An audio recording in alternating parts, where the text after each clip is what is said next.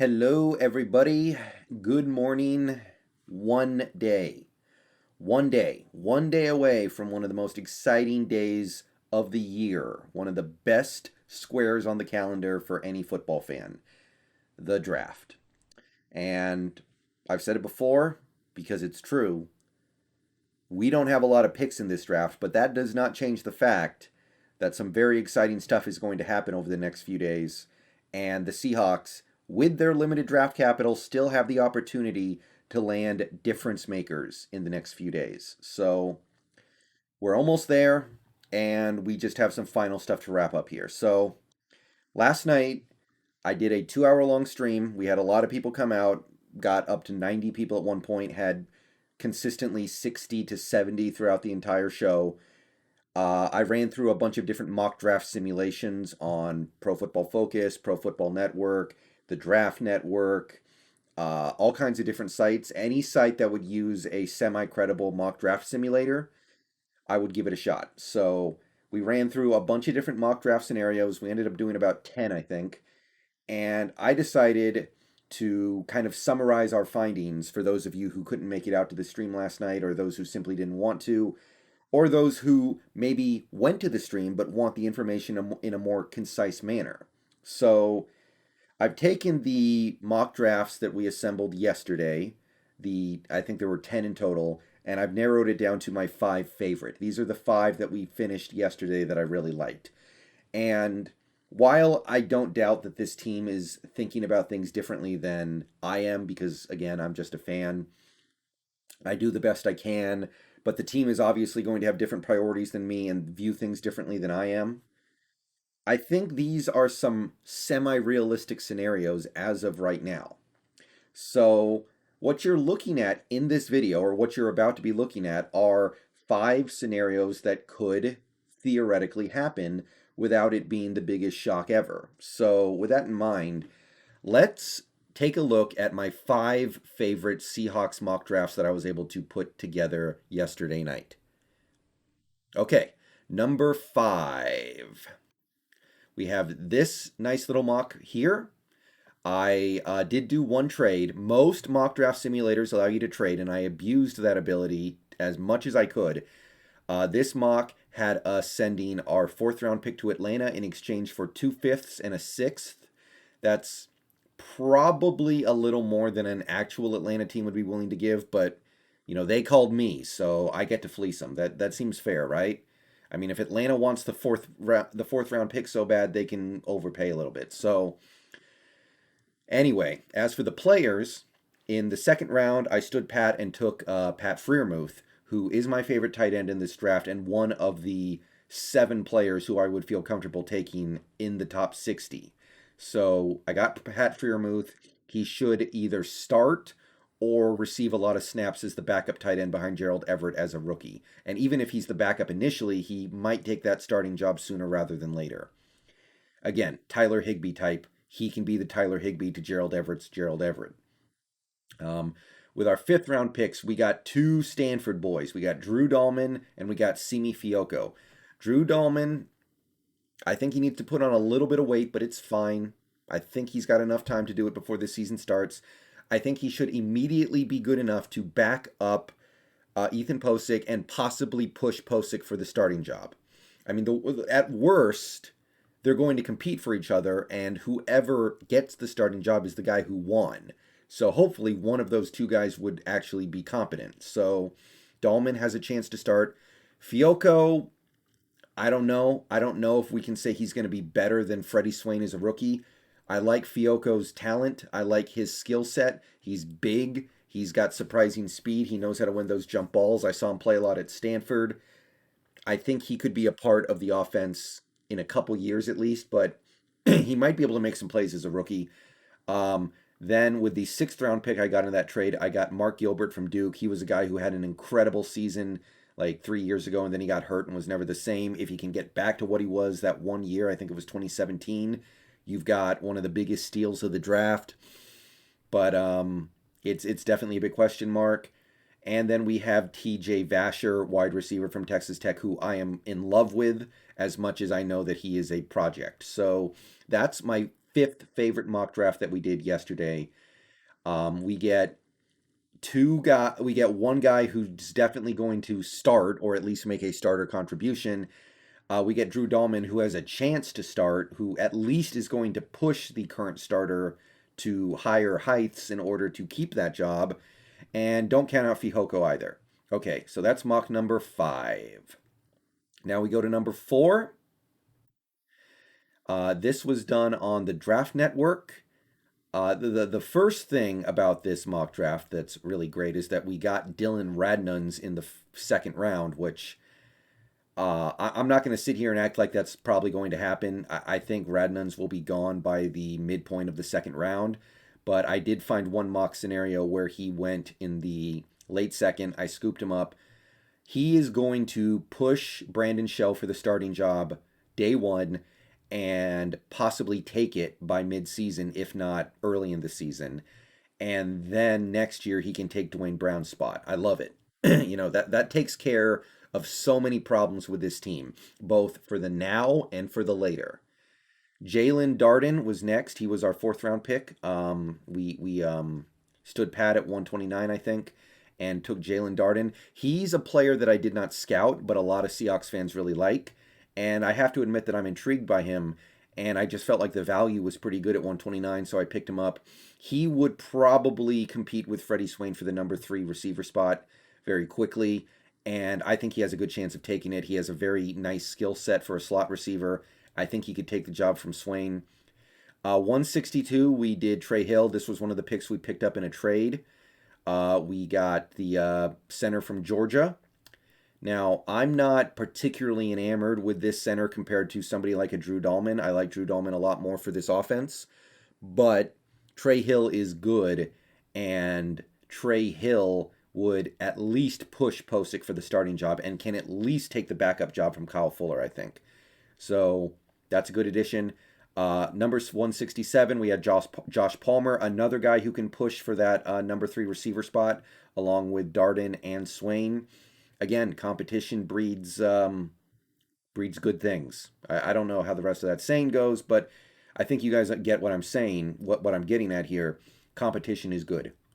And then in the 7th round, I took Jason Pinnock. He's a cornerback that is not a hot prospect, but a lot of mock draft prognosticators and experts say that he is going to be a very Seahawky type corner, and there's a good chance the team targets him at some point. So all in all, we double dipped at receiver here, which I like because we need them, and we addressed the offensive line aggressively with Radnuns and Trey Hill. So I like this draft. That's number 4 for me. Let's go to mock draft number 3. Okay. We did another trade here. We traded down 2 spots with our second round pick and picked up a 5th round pick on the way. Good trade for the Seahawks. If they can move down 2 picks in the second round to pick up a 5th, that's solid. And I still got one of my top targets in the second round. Efiatu Melifonwu should compete immediately for a starting cornerback job. I would expect him to start as a rookie, if not immediately, then at some point. I really feel like this draft is great for cornerbacks, so I was somewhat hesitant to use our top pick on one because I know we can get good ones later. But Melifonwu is somebody who I think could be very special in the Carroll defense. The 4th round pick was Emer Smith-Marset, a wide receiver from Iowa, who I believe is going to be very good as a kick returner, punt returner, and he should be good at receiver. I don't know if he's going to have those receiver skills translate immediately, but at the very least, he's a deep threat who I think can push Freddie Swain out of the picture. So, Emer Smith-Marset. And then in the 5th round, I picked up Trey Hill from Georgia. Like I said, in the last mock draft, he's somebody who is good enough to potentially push Ethan Posick. At the very least, he should be the backup. And again, if you have him and Posick compete for the starting job, whoever wins should be at least semi-competent, right? That's how this is supposed to work. And finally, in the 7th round, 250th overall, I got Jermar Jefferson, the running back from Oregon State. I talked about him a little bit. He's a running back who seems like he's a very natural pass catcher out of the backfield. He's a good blocker. I think he could fill the hole that we seem to think that we have at 3rd down running back. I think that Jamar Jefferson, if we drafted him, he obviously wouldn't start, but I think you would see him get on the field on third downs pretty quickly. He would just have to take the job from Homer. And yeah, I think there's room on this team for that kind of skill set. So yeah, I think everybody I picked in this draft would contribute as a rookie, except maybe Trey Hill. And in the case of Trey Hill, it's just a matter of beating out the other guy in a competition. So this was my third favorite mock draft that we did. We got four guys who I think all will contribute as rookies, and two guys who I think will start. So I think that's pretty good, and that's what made it my third favorite. So let's go to mock draft number two. All right. First, in the second round, we picked up Jalen, or I'm sorry, with our first pick in the second round, we picked up Jalen Mayfield, the tackle from Michigan. I like Mayfield a lot. Some people think he's going to go in the first round. The general consensus I found on Mayfield is that whatever you think of him, he's going to get a lot better very quickly as he picks up experience because he doesn't have a lot of experience and he was still a baller. So you get Mayfield, he's going to push Shell immediately and could take that job. And then in 2022, Mayfield can be your starting left tackle potentially. It depends on what we do to address the opposite tackle spot. So Mayfield, like Dylan Radnun's before him, has the opportunity to be an immediate contributor and be a long-term anchor at the left tackle spot, which we know is very important. And then I traded down in the fourth round to pick up some later picks. I think I did pretty well for myself. Picked up Benjamin St-Juste at 151. You guys know how much I love Benjamin St-Juste.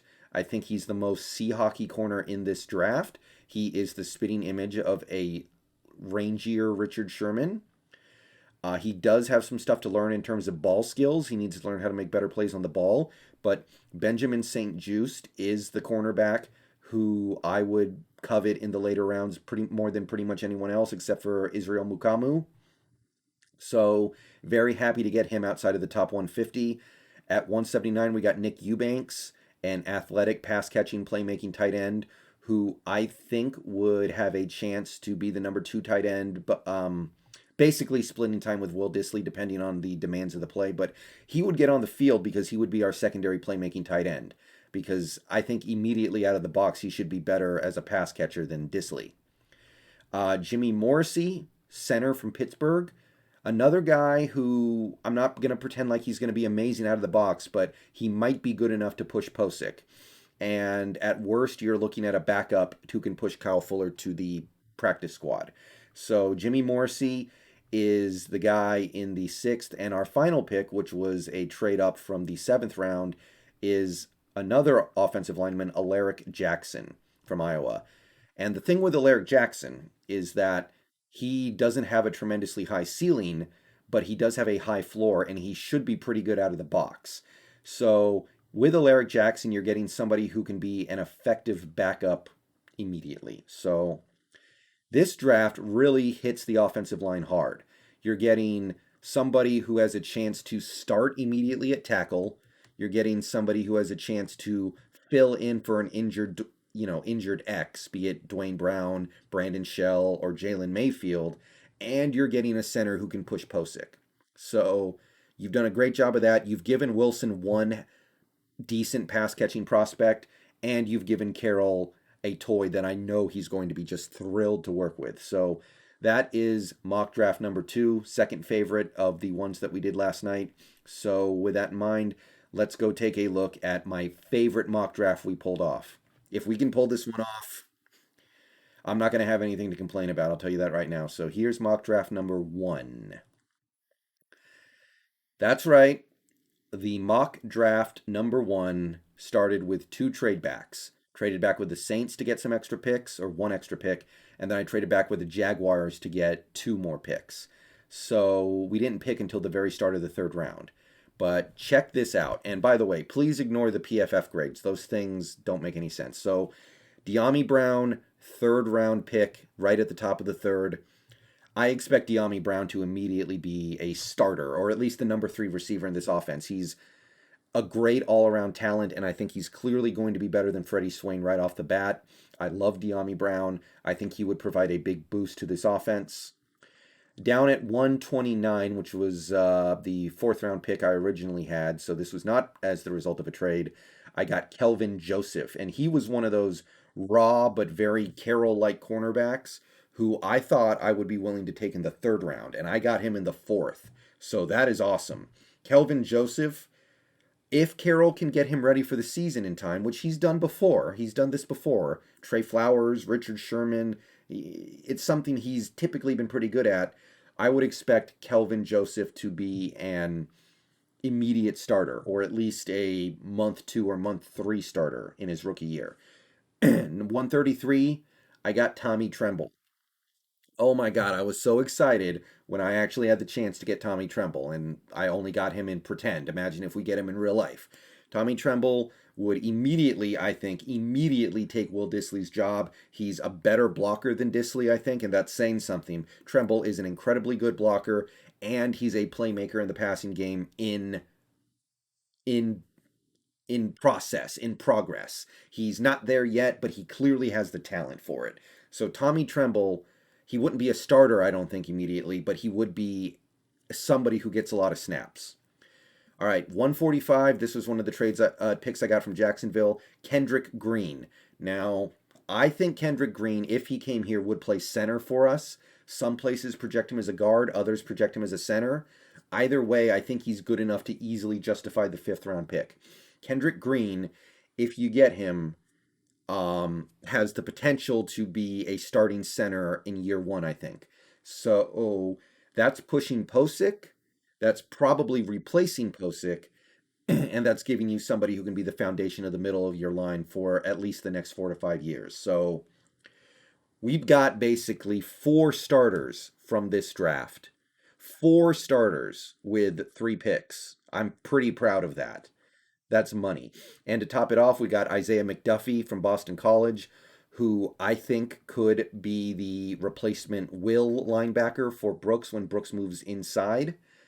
And Jamar Jefferson, who I think could get on the field as a third down back. So the only guy who's going to really redshirt here is McDuffie.